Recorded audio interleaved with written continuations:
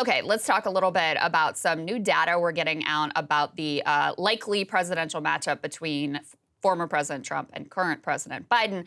Put this up on the screen from the New York Times. They did a focus group of 11 Biden voters. And, always take these with a grain of salt. It's just 11 people. But it's always interesting to hear what actual voters are saying about how they feel about the state of the country and the man that all 11 of them actually voted for, but are feeling kind of shaky on this time around. So keep this up on the screen, guys, because I'm going to read off. They asked, one of the questions they asked is, if you were giving the weather forecast for how things are going in America, what would you say?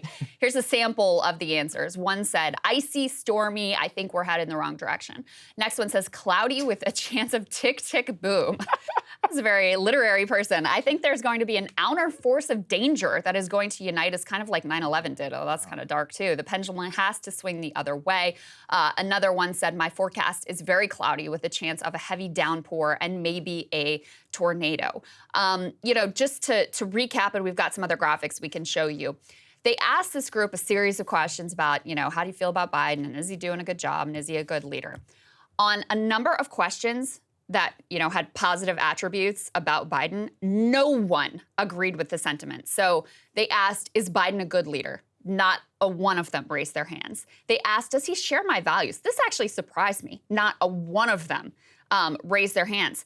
They asked, did he do better, worse, or the same than you expected? No one said he did better than they expected. They asked, is he up to the task of being president through 2028? No one said yes. And they asked, how do you feel about his handling of the economy? And no one had a positive feeling about his handling of the economy. Go ahead and put this next piece up on the screen. So they say, what is one word you would use to describe how you feel about the November 2024 presidential election? You are not going to be surprised by, well, maybe there's one that you'll be surprised about. They say, the first person says, is shit show one word or two? How about circus? Next one says anxious, apprehensive, scared, I think, unforgettable, scary, eager, okay, confused, geriatric, South Park episode, and defeated. Put the next graphic we have up on the screen here as well. See another piece of this. They say, you're all in this group because you voted for Joe Biden in 2020. That doesn't mean that you love what he's done or that you support him now. It just means you voted for him in 2020. So why did you vote for Joe Biden in the 2020 election? One person says, it really was the lesser of two evils. Felt like the only thing I could do. Another says, I just couldn't stomach Trump.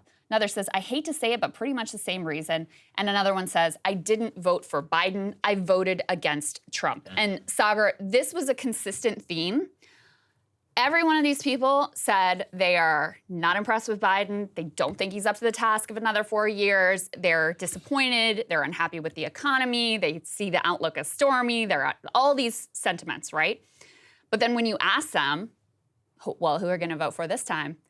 Almost all of them said Biden again, because Trump or DeSantis, in our opinion, is worse. Now, there was one person, I think, who said that they were very likely to just not vote. And I do think those people, these are people that all voted for Biden last time. It was a narrow election, so he really needs to win all of these type of people again. So the fact that you have even any of them saying, you know what, I may just not vote, I may vote third party, I'll see who the Republicans put up. The fact that you have any of that going on is actually a bit of a worrying sign for Biden. And they are concerned about there's a higher percentage this time around than last time who say they would consider voting third party or independent. And, that was part of the complex set of factors that led to Hillary Clinton losing in 2016, when you had a lot of people who just literally would not stomach either Trump or Hillary and voted for Johnson or Stein in that election. So I thought that was interesting, too. On DeSantis, I'm not sure it was all of them. I think it was only, 3 or 4, right, who said that they wouldn't vote for him. But my personal favorite was this one from the Nick. What do you mean by South Park episode? He says, there was an episode in South Park from 2004. There was a mock election. Everybody just keeps voting for the vote for the lesser of two evils. They're voting just to keep someone else out. I hate that because that becomes a scenario. I have committed to vote for a third party this coming election. I thought that was really interesting. This was Nick. He's a 37-year-old from Iowa, a white guy, independent and business manager. So, that's actually a good glimpse, I think, into, kind of like who and what are thinking about the election and the despair and all of that they feel. I think what becomes very clear is that Trump himself does have, and I think this is what his supporters always underestimate, which is as much as you love Trump, that's the thing with Trump. He gets more love than any politician probably that I've ever seen in my lifetime. He gets an equal amount of hate from a lot of people too. Yeah. And those balance out, in terms of the positive number of people who are willing to come out and vote. And then in some cases, not even just balance, like there are even more people who are both repulsed. And then when it comes time to pull the lever, decide not to. Now, look, there's obviously a hell of a lot that can go on. And he almost did win the 2020 election. He came incredibly close. As we pointed out here, and DeSantis did too, if he just encouraged mail-in voting, he literally would have won. So that's a whole other narrative that is out there. So I don't want to underestimate his strength, but you shouldn't underestimate some of his weaknesses either. And the weakness is very full on display here. And at this point, Biden is incumbent president. That comes with significant advantages because people find, change and switching horses midstream or whatever whatever that saying is. They find that unsettling. And so incumbents, and you have the bully pulpit, and, you are in the office of commander in chief, so nobody has any trouble envisioning it. That comes with a significant advantage. And so that makes it more difficult for Trump. On the other hand, at the time, last time around, you had the immediate specter of Trump in office just doing a horrific job managing the pandemic and, people dying, and it was a very bad time in America. So you had this immediate example of what it looked like to actually have Donald Trump as president of the United States.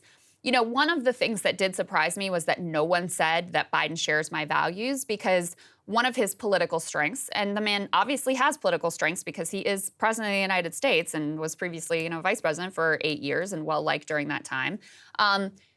One of his strengths has always been that people do feel like he shares their values, that they do feel like he's sort of like an empathetic person and gets their struggles and what they're going through. So I was a little bit surprised by that perspective offered by all 11 of these individuals.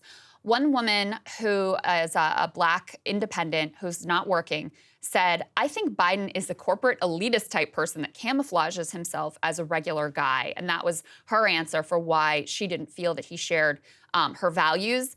There was another portion, Nick, who's a 37-year-old white independent business manager. He was talking about the economy and said there's not enough being done to help shoulder some of these increases. When you see these other companies posting record profits, that's concerning to me. Continuing to line the pockets of the elite while everyone else is struggling is not okay. And I thought those were interesting because what a lot of people would take away from a focus group like this is like, oh, we got to come to the center and we got to be more moderate. And a lot of people express sentiments like that. But then when you ask them specifics about what they want, it's actually we got to go after the elites. It's actually not sort of the classic view of what a corporate centrist moderate position would look like. So media's definition of what moderate is and actual voters, how they articulate it, tends to be very, very different. Another thing that I thought was interesting, Saagar, is when they asked people what was it that you liked that Biden did, a number of them were like, I'm going to have to get back to you on that. I'm not really sure. But the people who were able to name things, a few people named student loan debt relief. That was something that was very tangible for them. And I think one of them named infrastructure. So I thought that was interesting, too. And it kind of makes some sense because if you're a person who's going to benefit from student loan debt relief, that is really measurable, really impacting your life. It's going to stick with you. It's not something that, it's some amorphous bill that passed and now I can't even remember the details of it. It felt very real and very concrete and was the thing that most immediately came to mind for a number of the people that they interviewed here. It's kind of interesting. I love looking into the views of just how people actually vote, in terms of the pundits and everybody thinks that people are so iconoclast. They're really not. They're just they're really... they have contradictory beliefs of which they would never find contradictory. They don't fit neatly into a box. A lot of it is personality-based, but a lot of it is also policy-based. And you just can't cast a wide brush. It's something I love about this country. I really do. Bottom line, I would say from this poll, focus group, small caveats, remember all of that.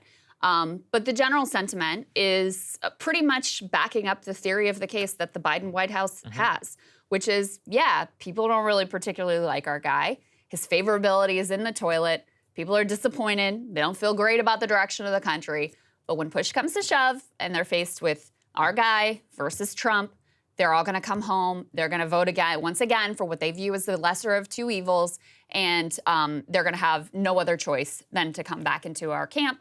And, based on these responses, I'd say that it's frankly, it's not a bad bet. Yep. Hey guys, ready or not, 2024 is fully upon us now, and Saagar and I have been brainstorming ways that we can really up our game for this critical election. Yeah, we rely on our premium subs to expand our coverage, to add staff, to upgrade the studio. We just want to give you the best independent coverage of this election, which is possible. So if you can help us out, become a premium subscriber today, breakingpoints.com, or the link is down here in the description video. It really means the world to us, and if you like what we're all about, this is the best possible way to keep us 100% independent, working only for you.